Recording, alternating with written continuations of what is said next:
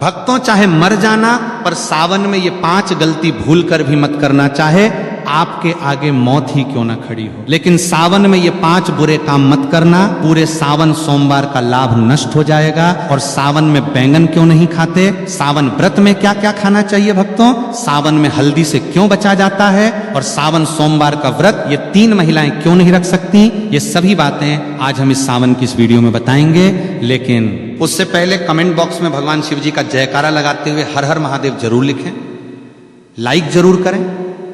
भगवान शिव जी की भक्ति का यह सफर बहुत ही अद्भुत है, इसलिए इस वीडियो को एक पल के लिए भी छोड़कर मत जाना, क्योंकि शास्त्रों में लिखा है कि अधूरी जानकारी हमेशा सर्वनाश का कारण ही बनती है। भक्तों, वर्ष 2026 में सावन का पावन महीना 30 जुलाई दिन गुरुवार से प्रारंभ होकर 28 अगस्त तक रहेगा। ये महीना भगवान शिव जी और माता पार्वती की उपासना के लिए अत्यंत शुभ और मंगलकारी माना जाता है। इस वर्ष सावन के दौरान कुल 4 सोमवार व्रत पड़ रहे हैं, जिनका विशेष धार्मिक महत्व है। पहला सावन सोमवार व्रत 3 अगस्त को मनाया जाएगा, दूसरा सोमवार 10 अगस्त को, तीसरा 17 अगस्त को और सावन का चौथा तथा अंतिम सोमवार व्रत 20 अगस्त को होगा। सावन का समापन 28 अगस्त 2026 को हो रहा है, जो कि रक्षाबंधन का पर्व है। इसी दिन बहनें अपने भाइयों की कलाई पर रक्षा सूत्र यानी राखी बांधकर भाई बहन के अटूट प्रेम और विश्वास के त्योहार को मनाएंगी। सावन का पहला दिन यानी 30 जुलाई भगवान श्री हरि विष्णु की कृपा प्राप्ति के लिए भी बहुत दुर्लभ और शुभ संयोग लेकर आ रहा है। पौराणिक मान्यताओं के अनुसार सावन के पूरे महीने में शिव भक्त शिवलिंग पर जल और बेलपत्र अर्पित करके सुख समृद्धि, सौभाग्य और दीर्घायु का आशीर्वाद प्राप्त करते हैं। ये समय सुहागिन महिलाओं के लिए अखंड सौभाग्य के नियमों का पालन करने और मंगला गौरी व्रत के माध्यम से पति की उन्नति की कामना करने के लिए सबसे बेहतर माना गया है। अतः 30 जुलाई से शुरू होने वाले इस पवित्र माह में श्रद्धा, नियम और पूर्ण सात्विकता के साथ महादेव की शरण में जाकर कोई भी भक्त अपनी हर मनोकामना पूरी कर सकता है। सावन का महीना कोई साधारण महीना नहीं है। ये ब्रह्मांड के रचयिता, पालनकर्ता और संहारक साक्षात देवों के देव महादेव का काल है। हमारे हिंदू पंचांग के अनुसार जब भगवान विष्णु आषाढ़ मास की देवश्रेणी एकादशी को 4 महीनों के लिए योग निद्रा में चले जाते हैं और पाताल लोक की ओर प्रस्थान करते हैं, तब पूरी सृष्टि पर एक पल के लिए अंधकार छाने लगता है। उस समय ब्रह्मांड को विनाश से बचाने के लिए महादेव स्वयं इस सृष्टि का पूरा कार्यभार अपने हाथों में लेते हैं। इस साल सावन की शुरुआत एक बेहद अद्भुत, दुर्लभ और तांत्रिक संयोग के साथ हो रही है। इस बार जितने भी सावन सोमवार PRH रहे हैं, वे सभी अपने आप में तंत्र मंत्र और अघोर शक्तियों को समेटे हुए हैं। शास्त्रों में लिखा है कि सावन के सोमवार का व्रत रखने से इंसान के 7 जन्मों के संचित पाप भस्म हो जाते हैं। जो कुंवारी कन्याएं इस व्रत को रखती हैं तो उनकी कुंडली के सारे ग्रह दोष शांत हो जाते हैं और उन्हें साक्षात शिव जैसा ही वर प्राप्त होता है। जो विवाहित महिलाएं इसे रखती हैं तो उनके सुहाग पर आने वाली अकाल मृत्यु और यमराज की छाया भी दूर भाग जाती है। लेकिन याद रखिए, सावन सोमवार की पूजा जितनी सरल और मनमोहक दिखती है, इसके अदृश्य नियम उतने ही करें खतरनाक और भयानक है। यदि कोई व्यक्ति बिना नियमों को जाने केवल समाज को दिखाने के लिए या अहंकार में ये व्रत रखता है, तो उसे पुण्य की जगह महादेव के तीसरे नेत्र के क्रोध का सामना करना PRH सकता है। शिवलिंग पर जल चढ़ाने का वो भयानक सच जो कोई नहीं बताता। जब हम सावन के महीने में शिव मंदिर जाते हैं तो हमारी आदत होती है कि हम जल का लोटा लेकर सीधे शिवलिंग की तरफ द्वार पड़ते हैं। लेकिन यहीं पर लोग अपने जीवन की सबसे बड़ी आत्मघाती और विनाशकारी गलती कर बैठते हैं। बहुत से लोग मंदिर के अंदर बने नल, कुएं या शिवालय के प्रांगण में लगे हुए वाटर फिल्टर से ही जल भर लेते हैं और उसे शिव जी पर चढ़ा देते हैं। शास्त्रों के अनुसार यह घोर अपराध और वर्जित कर्म माना गया है, जिसे पराया जल या चोरी का जल कहा जाता है। मंदिर का जल केवल वहां के पंडित पुजारी या उस प्रांगण में रहने वाले सेवादारों के लिए होता है, क्योंकि वो मंदिर परिसर ही उस पुजारी का घर होता है। यदि आपका घर मंदिर की सीमा से बाहर है तो आपको हमेशा अपने घर की रसोई से, अपने घर के मटके या शुद्ध जल पात्र से तांबे, चांदी या पीतल के लोटे में जल भरकर ही मंदिर जाना चाहिए। इसके पीछे का सबसे बड़ा आध्यात्मिक और वैज्ञानिक रहस्य यह है कि जब आप अपने घर से जल लेकर पैदल या किसी माध्यम से शिव मंदिर की ओर निकलते हैं तो रास्ते भर आपके घर की नकारात्मक ऊर्जा, आपके परिवार की बलाएं, पितरों का कष्ट और आपके शरीर की बीमारियां उस जल के भीतर समाने लगती हैं। वो जल आपके सारे कष्टों को अपने भीतर सोख लेता है। जब आप उस जल को शिवलिंग पर अर्पित करते हैं तो महादेव आपके उन कष्टों को स्वीकार करके उन्हें अपने गले के विष की तरह भस्म कर देते हैं। लेकिन यदि आप मंदिर का ही जल लेकर वहीं चढ़ा देंगे तो आपने अपने घर का कोई कष्ट महादेव को सौंपा ही नहीं। आपकी वो यात्रा अधूरी रह गई और उस पूजा का फल शून्य हो गया। शिवलिंग के गिरते जल के चमत्कारी और डरावने फायदे। शिवलिंग पर जब जल की अखंड धारा गिरती है तो वह शिवलिंग के नीचे बनी जलहरी से होते हुए एक निश्चित दिशा में बह जाती है। शास्त्रों में उस बहते हुए जल को साक्षात अमृत और शिव की अलौकिक ऊर्जा का महापुंज माना गया है। पहला कर नियम यह है कि जब आप जल चढ़ा लें तो उस जलहरी से बाहर बहते हुए जल को कभी भी भूलकर लांघना नहीं चाहिए, क्योंकि वो ऊर्जा इतनी तीव्र और तांत्रिक होती है कि यदि कोई साधारण इंसान उसे लांघता है तो उसके शरीर का चक्र बिगड़ सकता है और उसका मानसिक संतुलन तक हिल सकता है। लेकिन शास्त्र कहते हैं कि उस गिरते हुए जल को किसी मुसाफिर या भक्त को थोड़ा सा अपने पात्र में रोक लेना चाहिए। उस जल को अत्यंत पवित्र और चमत्कारी मानकर अपने घर ले आना चाहिए। यदि आपके घर में किसी छोटे बच्चे को या किसी बड़े बुजुर्ग को बहुत तेज बुखार आ गया हो, जिस पर डॉक्टरों की दवाइयां भी काम करना बंद कर चुकी हो, तो इस दिव्य जल के कुछ छींटे उस बीमार व्यक्ति के ऊपर मार दें या उसे 2 बूंद ये जल पिला दें। आप अपनी आंखों से देखेंगे कि महादेव की कृपा से वो भयंकर और जानलेवा बुखार भी मिनटों में गायब हो जाएगा।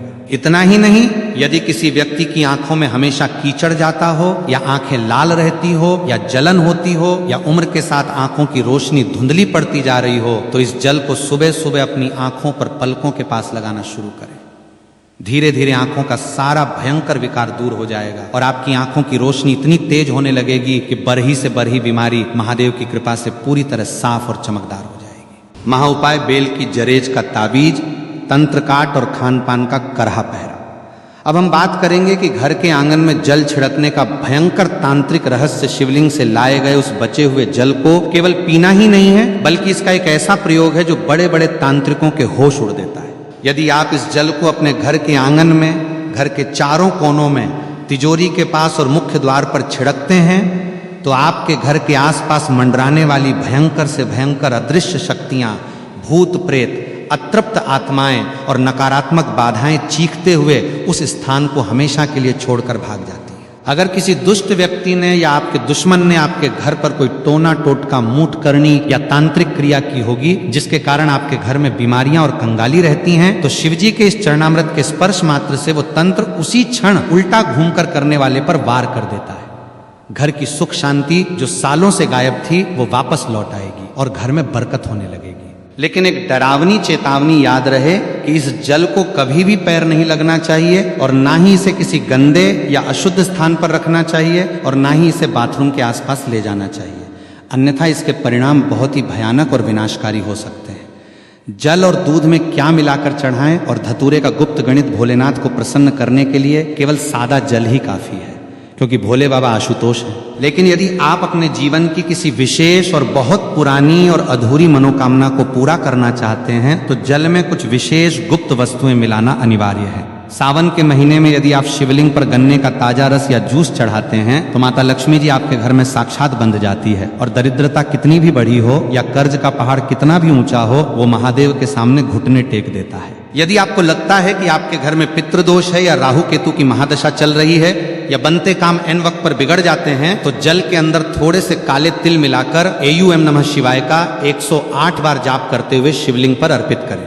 अब बात करते हैं शिवजी के सबसे प्रिय और खतरनाक फल धतूरे की। लोग अनजाने में पैरों से तोड़कर जितने मर्जी धतूरे शिवलिंग पर सजा देते हैं, जो कि पूरी तरह गलत और वर्जित है। शास्त्रों के अनुसार शिवलिंग पर धतूरा को हमेशा विषम संख्या में ही चढ़ाना चाहिए, जैसे कि केवल 1, 3 या 5 धतूरा। असल में इंसान के भीतर छिपे काम, क्रोध, लोभ, मोह और अहंकार का प्रतीक है। जब आप विषम संख्या में धतूरा चढ़ाते हैं तो आप अपनी इन मानसिक बुराइयों और जहर को महादेव के चरणों में सौंप रहे होते हैं। इसके साथ ही सावन में पंचामृत का भोग लगाना चाहिए, जिसमें शुद्ध गाय का कच्चा दूध, गाढ़ा दही, घर का निकाला हुआ घी, शुद्ध शहद और मिश्री की शक्कर शामिल हो। यह सभी सामग्री शिवजी को तृप्त करती है। लेकिन याद रखें कि पंचामृत में कभी भी बाजार की डिब्बा बंद या मिलावटी चीजों का इस्तेमाल भूलकर भी ना करें। व्रतधारियों के लिए तो दूध पीने की सख्त मनाही का वैज्ञानिक और धार्मिक सच सावन के महीने में व्रत रखने वाले भक्तों को एक ऐसी गुप्त बात का ध्यान रखना चाहिए जो अक्सर लोग अनदेखा कर देते हैं और बाद में पछताते हैं। यदि आपने सावन सोमवार का व्रत रखा है या पूरे सावन के नियम का पालन कर रहे हैं तो आपको भूल कर भी दूध का सेवन नहीं करना चाहिए। इसके 2 बहुत बड़े और ठोस कारण हैं। पहला कारण पूरी तरह धार्मिक है। सावन के महीने में दूध पूरी तरह से भगवान शिव को समर्पित होता है। क्योंकि समुद्र मंथन के समय निकले विष के कारण उनके कंठ में जो भयंकर जलन हो रही थी उसे शांत करने के लिए सभी देवताओं ने उन पर दूध और जल चढ़ाया था। जो चीज सीधे भगवान को अर्पित की जा रही हो उसे व्रतधारी स्वयं ग्रहण नहीं कर सकता, इसे उच्छिष्ट या दोष माना जाता है। दूसरा कारण वैज्ञानिक और डरावना है। सावन में चारों तरफ भारी वर्षा होती है जिससे जमीन पर अजीबोगरीब की माकोरहे फंगस और जहरीली घास उगाती है। जब गाय और भैंस इस घास को चरती हैं तो वो विषैला तत्व उनके दूध में भी आ जाता है। सावन के दिनों में इंसान की जठराग्नि यानी पाचन शक्ति बहुत कमजोर होती है, इसलिए इस समय दूध पीना साक्षात पेट की भयंकर बीमारियों और विष को न्योता देना है। ये दूध केवल छोटे बच्चों, असहाय बुजुर्गों या भयंकर रूप से बीमार लोगों को ही दिया जाना चाहिए, क्योंकि उनके जीवन की रक्षा के लिए शास्त्रों में विशेष छूट है। एक स्वस्थ व्रतधारी अगर सावन में दूध पीता है तो उसका व्रत तत्काल प्रभाव से दूषित और खंडित हो जाता है। कुत्तू के आटे का डरावना सच की है मकोरहे और व्रत टूटने का भय। व्रत के दौरान लोग फलाहार के नाम पर कुत्तू के आटे की पूरियां, पकौड़ियां, पराठे या हलवा भरे चाव से खाते हैं और सोचते हैं कि उन्होंने बहुत पवित्र भोजन किया है। लेकिन क्या आपको पता है कि बाजार में मिलने वाले कुत्तू के आटे में एक ऐसा डरावना रहस्य छिपा है जो आपके व्रत को पूरी तरह नष्ट करके आपको नरक का भागी बना सकता है। कुत्तू का आटा काफी समय पहले पीसकर बोरियों में बंद करके रखा जाता है, जिसके कारण नमी पाकर उसके भीतर बहुत ही बारीक, सूक्ष्म और छोटे छोटे कीड़े मकोड़े पैदा हो जाते हैं, जिन्हें बिना गौर किए नग्न आंखों से देखना नामुमकिन सा होता है। यदि आप बाजार से पैकेट या खुला आटा लाकर बिना उसे अच्छी तरह जांचें और बिना बहुत बारीक छलनी से छाने सीधे तेल में तलकर इस्तेमाल कर लेते हैं तो अन्न जाने में आप उन सैकड़ों जीवित जीवों और कीड़ों को भी पकाकर खा जाते हैं। शास्त्रों में साफ साफ लिखा है कि व्रत के दौरान यदि आपके पेट में एक भी कीड़ा या जीव चला गया तो वो मांस भक्षण यानी मांस खाने के बराबर माना जाएगा। जैसे ही आपने अनजाने में भी उस मांस रूपी की को खाया तो आपका व्रत उसी क्षण पूरी तरह टूट गया और आपको व्रत के पुण्य की जगह जीव हत्या का भयंकर पाप लग गया और आपका मानस पूरी तरह अपवित्र हो गया। इसलिए जब भी कुत्तू के आटे का प्रयोग करें, लेकिन उसे पहले धूप में सुखाएं और बारीक छलनी से 3 बार छानें और पूरी तरह आश्वस्त होने के बाद ही खाएं। व्रत में नमक के नाम पर केवल और केवल शुद्ध सेंधा नमक का ही प्रयोग होना चाहिए। साधारण समुद्री नमक का एक दाना भी व्रत को नष्ट कर देता है। बेल के पैरे की झड़ का ताबीज और अदृश्य शक्तियों का परछाई नाश सावन के महीने में बेल पत्र का महत्व तो बच्चा बच्चा जानता है, लेकिन बेल के पैर की जरज में जो तांत्रिक, सुरक्षात्मक और अलौकिक शक्तियां होती हैं उसके बारे में कोई नहीं बात करता। सावन के किसी भी सोमवार को सुबह सूर्योदय से पहले उठकर स्नान करके बेल के प्राचीन वृक्ष के पास जाएं, वहां धूप दीप जलाकर प्रार्थना करें और उसकी जड़ का एक छोटा सा टुकड़ा कुल्हार ही या लोहे से नहीं बल्कि लकड़ी या हाथ से प्यार से तोड़कर ले आएं। उस टुकड़े को गंगाजल और गाय के कच्चे दूध से धोकर पहले शिवलिंग पर स्पर्श कराएं और फिर उसे महादेव का प्रसाद मानकर वापस ले लें। इसके बाद उस चको, चांदी, तांबे या पीतल के किसी ताबीज के अंदर भरकर काले या लाल धागे की मदद से अपने गले में या दाहिनी बाजू पर बांध लें। ये कोई साधारण लकर ही नहीं रह जाती, ये साक्षात महादेव का त्रिशूल और सुरक्षा कवच बन जाती है। इस ताबीज को पहनने के बाद दुनिया का कोई भी ओझा तांत्रिक, कोई भी बुरी नजर, मूठ, भूत, प्रेत, डाकनी, शाकनी या हवा में घूमने वाली नकारात्मक शक्ति आपके आसपास भी नहीं भटक सकती। यदि आपको रात में डरावने सपने आते हैं, अचानक छाती पर वजन महसूस होता है या आपको लगता है कि आपके ऊपर किसी ने कुछ टोना कर दिया है, तो ये JRH उस पूरी बला को अपने भीतर सोख लेगी। इसे पहनने के बाद आपका रुका हुआ कारोबार, आपकी नौकरी और आपका जीवन बहुत तेजी से सफलता की ऊंचाइयों की ओर बढ़ने लगेगा। वैवाहिक जीवन के करे प्रतिबंध वर्जित कर्म और महादेव की परीक्षा के संकेत और पतितप के रिश्ते का वह करवा सच जिससे व्रत सफल या निष्फल होता है, भगवान शिव और माता पार्वती इस पूरी सृष्टि के सबसे पहले, सबसे आदि और सबसे आदर्श पतिपत्नी है। इसलिए सावन के व्रत में पतित के आपसी व्यवहार और मानसिक पवित्रता का बहुत गहरा और सीधा संबंध होता है। जो पतित सावन के महीने में या विशेषकर सोमवार के व्रत के दिन आपस में गाली गलौज करते हैं या एक दूसरे को नीचा दिखाते हैं, ताने मारते हैं या आपस में भयंकर लड़ाई झगड़ा और क्लैश करते हैं, उन्हें सावन का व्रत रखने का कोई अधिकार नहीं है। यदि ऐसी अशांत स्थिति में आप भूखे रहकर व्रत रखते भी हैं तो महादेव आपके उस व्रत को कभी स्वीकार नहीं करते। आपका भूखा रहना केवल एक शारीरिक प्रताड़ना और नाटक बनकर रह जाता है और आपके पुण्य की सारी ऊर्जा उसी क्षण नष्ट हो जाती है। शास्त्रों के अनुसार देवी देवता हमेशा पति के प्रेमपूर्ण जोड़े की सामूहिक, सकारात्मक और ऊर्जा से ही प्रसन्न होते हैं। यदि आपका पति आपसे प्यार से बात करके या आपकी सहमति से आपको खुश रखकर किसी काम के सिलसिले में नौकरी पर या विदेश गया है तो पत्नी घर पर रहकर पूरी निष्ठा से व्रत रख सकती है।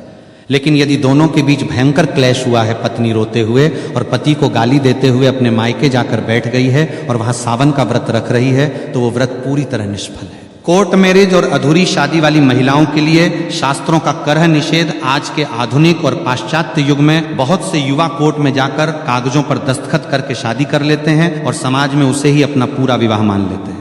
लेकिन सनातन शास्त्रों, वेदों और हिंदू धर्म के अनुसार कोर्ट मैरिज एक पूरी तरह अधूरा और केवल कानूनी विवाह है, धार्मिक नहीं। जब तक पवित्र अग्नि को साक्षी मानकर वैदिक मंत्रोवार के बीच कन्यादान और 7 फेरे नहीं लिए जाते, तब तक वो विवाह आध्यात्मिक रूप से पूर्ण नहीं माना जाता। शास्त्रों के अनुसार ऐसी अधूरी शादी वाली महिलाओं को सावन का मुख्य और कर व्रत रखने से बचना चाहिए, क्योंकि जब तक विवाह के 7 फेरे पूरे नहीं होते तब तक महिला को अपने पति के आधे पुण्य की प्राप्ति नहीं होती और ना ही वो धार्मिक रूप से अर्धांगिनी कहलाती है।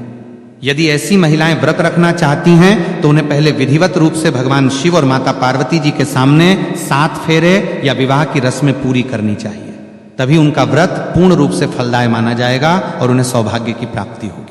कुंवारी कन्याओं और विवाहित महिलाओं के लिए शिवलिंग स्पर्श का रहस्यमय नियम सावन के महीने में कुंवारी कन्याएं मनचाहा और संस्कारी वर पाने के लिए और शादीशुदा महिलाएं अपने पति की लंबी उम्र तथा अखंड सौभाग्य के लिए व्रत रखती हैं। लेकिन यहां भी एक बहुत बड़ा और सख्त नियम है जिसे हर महिला को जानना बेहद जरूरी है। कुंवारी कन्याओं को पूजा करते समय भूलकर भी शिवलिंग का सीधा स्पर्श नहीं करना चाहिए। इसके पीछे का रहस्य बहुत ही गहरा है। शिवलिंग साक्षात महादेव की निराकार, अनंत और अत्यंत तीव्र ऊर्जा का केंद्र है। कुंवारी कन्याओं का शरीर और उनकी आंतरिक ऊर्जा इस तीव्र ब्रह्मांडीय प्रभाव को सीधे संभालने के लिए तैयार नहीं होती, जिससे उनके जीवन में अनजाने में मानसिक अशांति या स्वास्थ्य संबंधी समस्याएं आ सकती हैं। कुंवारी कन्याओं को हमेशा माता पार्वती की मूर्ति या शिवलिंग के नीचे बनी जलहरी का स्पर्श करना चाहिए और दूर से ही जल अर्पित करना चाहिए। इसके विपरीत जो महिलाएं विवाहित हैं, जिनका वैदिक विवाह पूर्ण हो चुका है, वे शिवलिंग का स्पर्श कर सकती हैं, उसे अपनी उंगलियों से चंदन भी लगा सकती हैं और उसकी अच्छे से सेवा कर सकती हैं। इन नियमों का पालन न करने से पुण्य की जगह दोष लग जाता है। सावन में मिलने वाले वो डरावने संकेत जो बताते हैं कि महादेव आपसे प्रसन्न हैं, जब आप पूरी निष्ठा कर नियमों और शुद्ध अंतःकरण के साथ सावन का व्रत रखते हैं तो महादेव आपकी परीक्षा भी लेते हैं और साथ ही साथ आपको कुछ ऐसे दिव्य और अलौकिक संकेत देते हैं जिन्हें देखकर कोई भी साधारण इंसान डर के मारे कांप उठेगा। यदि सावन के महीने में अचानक आपके घर के भीतर बेडरूम में या आंगन में कोई चमकीला काला नाग दिखाई दे या नाग नागिन का जोरा मस्ती करता हुआ दिखे तो घबराकर चीखे मत, भागे मत और ना ही किसी लाठी से उसे कोई नुकसान पहुंचाए। ये इस बात का बेहद खतरनाक, अचूक और साक्षात संकेत है कि स्वयं महादेव के गण आपके घर की सुरक्षा करने आ चुके हैं। इसका मतलब है कि आपकी भक्ति पूर्ण रूप से सफल हो चुकी है और आपकी कोई बड़ी अधूरी मनोकामना बहुत जल्द पूरी होने वाली है। इसी तरह यदि सावन के दिनों में अचानक आपके घर के मुख्य द्वार पर कोई भूखी गाय आ जाए या साक्षात नंदी महाराज आकर खड़े हो जाएं और अपनी पूंछ हिलाएं तो समझ जाइए कि महादेव स्वयं नंदी पर सवार होकर अदृश्य रूप में आपके दुखों का अंत करने आए हैं। आपको तुरंत भागकर उन्हें हरी घास, गुड़ या शुद्ध भोजन कराना चाहिए और उनके माथे पर कुमकुम का तिलक लगाना चाहिए। सावन के महीने में किसी प्राचीन शिव मंदिर के भीतर अचानक दीवार पर छिपकली का रेंगते हुए या आपके सामने गिरते हुए दिखना भी बहुत ही दुर्लभ और शुभ संकेत माना जाता है। यह अचानक होने वाले धन, आगमन और कर्ज मुक्ति का अचूक प्रतीक है। भीमराज और काली मधुमक्खी का रहस्यमय और तांत्रिक आगमन सावन के महीने में कई बार हमारे घरों में काले रंग का एक बरहा सा उड़ने वाला जीव आता है, जिसे ग्रामीण भाषा में कुछ लोग भीमराज कहते हैं या काली परही मधुमक्खी यानी भंवरा कहते हैं। इसकी गूंज बहुत तेज होती है। यदि ये जीव अचानक आपके घर में आकर कानों के पास गूंजने लगे या आपके पूजा घर में रखे दीपक के आसपास चक्कर काटने लगे तो डर कर उसे मारे नहीं। यह साक्षात माता दुर्गा के ब्राह्मणी रूप के आगमन का संकेत है। शास्त्रों में भंवरे और काली मधुमक्खी को माता ब्राहरी और मां दुर्गा का दूत माना गया है। इसका घर में आना इस बात का अकाट्य प्रमाण है कि आपके घर पर जो भी भयंकर तंत्र मंत्र, मूठ, नजर दोष या अलावला मंडरा रही थी उसे माता दुर्गा के दूतों ने स्वयं भस्म कर दिया है और अब आपके घर में सुख, समृद्धि, वैभव और असीम शांति का वास होने वाला है। महादेव को 56 भोग या सोने चांदी के बर्तनों की आवश्यकता नहीं है, वे तो केवल सच्चे भाव और जल के भूखे हैं। लेकिन जब आप अपनी श्रद्धा से उन्हें भोग लगाते हैं तो आपको शास्त्रों में लिखी सही विधि का पता होना चाहिए।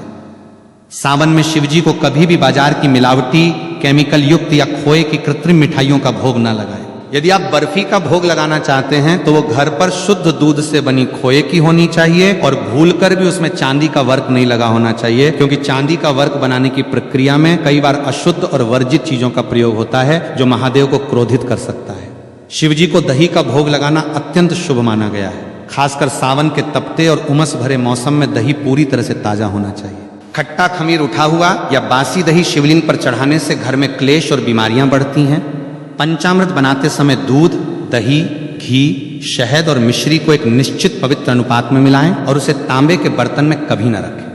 तांबे के पात्र में दूध या दही रखने से रासायनिक प्रतिक्रिया होती है और वह पंचामृत जहर के समान एसिडिक हो जाता है, जिसे शिवलिंग पर चढ़ाना पाप है। पंचामृत के लिए हमेशा पीतल, चांदी, कांसे या मिट्टी के पवित्र पात्र का ही प्रयोग करें। समुद्र, मंथन और हल्लाहल विष की वह पौराणिक कथा जिससे कांप उठी थी। पूरी सृष्टि सावन के इस पावन, अलौकिक और डरावने एपिसोड के अंत में आइए सुनते हैं वो अमर पौराणिक कथा जिसे सुने या पढ़े बिना सावन का कोई भी व्रत, सोमवार की पूजा या उपवास कभी पूरी तरह फलदायी नहीं हो सकता। सतयुग के दौरान जब देवताओं और असुरों के बीच अमृत की चाह में ऐश्वर्य और अमृत प्राप्ति के लिए क्षीर सागर में समुद्र मंथन किया जा रहा था, तब मंदराचल पर्वत को मथानी और नागराज वासुकी को रस्सी बनाया गया था। एक तरफ देव थे और दूसरी तरफ दानव मंथन की उस तीव्र और भयंकर प्रक्रिया से अचानक समुद्र के भीतर से एक गहरा, काला, खौफनाक और अत्यंत विनाशकारी धुआं निकलने लगा। ये कोई साधारण धुआं नहीं था, ये साक्षात हलाहल नाम का महावश था जो ब्रह्मांड का सबसे खतरनाक जहर था। उस विष की गर्मी और जहरीली लपटें इतनी खतरनाक थीं कि तीनों लोकों के प्राणी तरह तरप कर मरने लगे। देवताओं के मुकुट पिघलने लगे, वनस्पति सूखने लगी और असुरों का दम घुटने लगा और पूरी सृष्टि